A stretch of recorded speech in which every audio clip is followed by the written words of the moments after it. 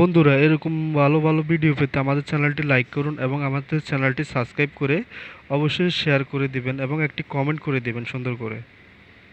Hello বন্ধুরা, কেমন আছো তোমরা সবাই? আশা করি অনেক ভালো আছো।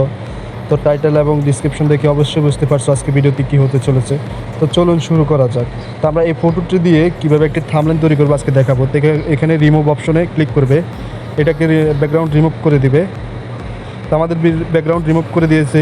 এখন রেশিওতে যাবে, এখানে আমি ইউটিউব সাইজ রেশিও নিব।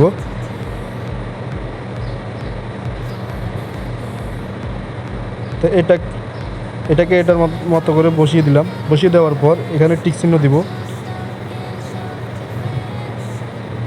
টিক চিহ্ন দেওয়ার পর এখানে তোমাদের যত স্টিকার অপশন আছে, এখানে যতগুলো স্টিকার লাগে এখান থেকে স্টিকার নিয়ে তোমরা এখানে কিন্তু বসিয়ে দিতে পারো।